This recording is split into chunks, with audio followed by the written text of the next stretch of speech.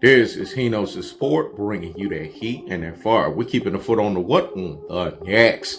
We're keeping the foot on the what? On the X. And like the Tibetan mastiff that I am, I'm applying what? Unlimited pressure. Because pressure does what? It bursts his pipes. Now let's get on to it, man. The black beanie mode done came out, man. Let me say it again. The black beanie mode done came out. So I'm about to drop the most visceral, cold-hearted, unadulterated, and cutthroat two-teller fashion. Canelo, Cinammon, Saul Alvarez. Nowhere to run. Nowhere to hide. Let me say it again. Canelo, Cinammon, Saul Alvarez. Nowhere to run. Nowhere to hide. You can't run. You can't fucking hide, man.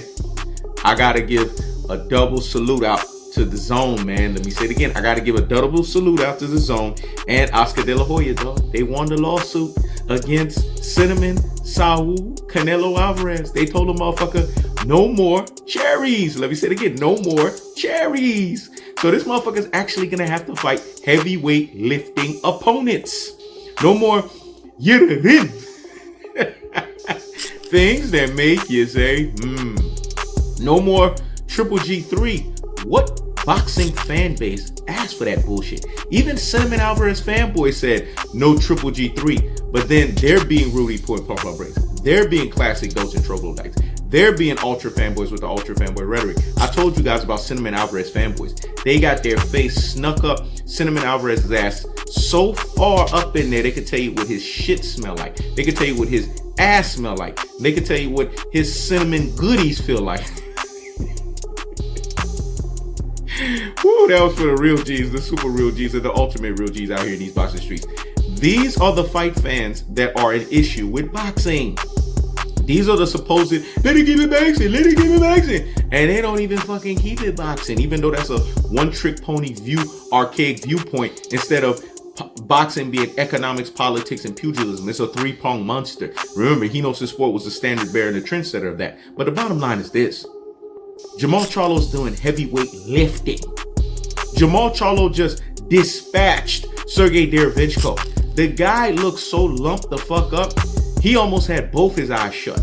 It was very clear in that fight that Jermall Charlo is in a league of his own. That Jermall Charlo is lions only. Let me say it again. He's lions only. You can't deny the Charlo brothers right now. You can't deny Jermall Charlo. And if Cinammon Alvarez wants to showcase his real heavyweight lifting self, then fight Demetrius Andrade first. That's an easy fight to make. This is what I would want. This is my landscape.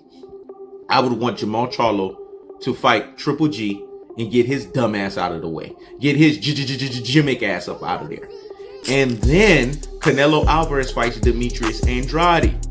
And if Canelo Alvarez gets past Boo Boo, which I don't think he's going to get past him, and Jermall Charlo, which I expect him to do, effectively dispatch Jimmick, then you have a super fight at your hands. See, I'm helping these guys out on how to promote this shit.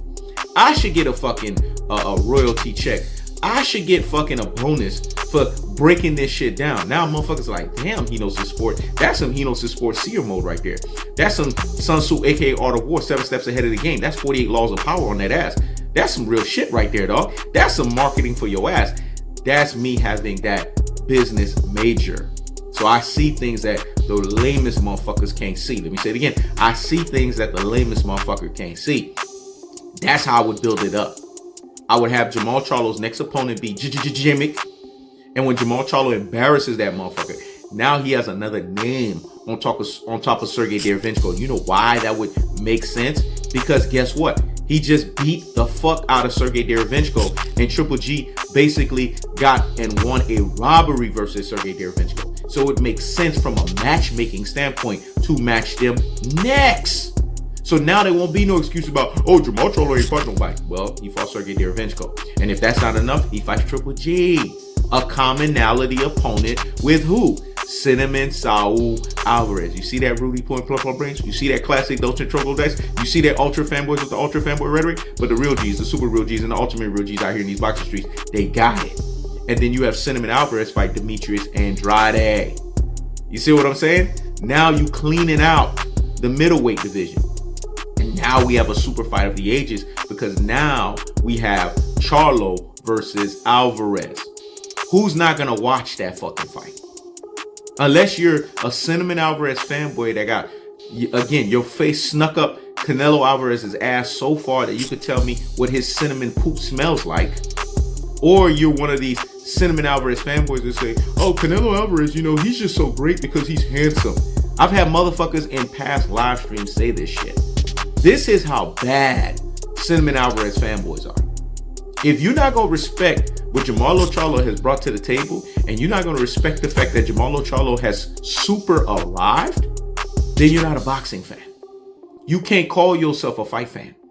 When you got people like Israel Adesanya selling out arenas in the MMA, why do you think the MMA is dwarfing boxing? Because Israel Adesanya is taking on quality opponents, and he's taking no fucking prisoners. And if Canelo Alvarez is supposedly, and I laugh when I say this, man, because this is so repulsive, the cash cow in boxing, then fucking act like it. Fight heavyweight lifting. Fight quality opponents. Don't fight cherry pickers. Don't fight rehydration clauses. Don't fight paid to losers. Don't fight judges in the pocket. Don't fight, fighters that are just coming back 6 weeks from their last fight being concussed or being bruised the fuck up. Then you want to take them, i.e. wounded animals. Fight real live gate opponents that have 9 weeks, a full 9 weeks of a training camp. That's not going to come in with no rehydration clause. That's not going to come in with the intentions of paying to lose. That's not going to come in with the intentions of being cherry pickers. That's not going to come in with the intentions of them just want desperation because they want to check. That's why I got to give a double salute to Dazn and Oscar de la Hoya, because they said, nah, motherfucker, we gave you $365 million. You making 30 plus million.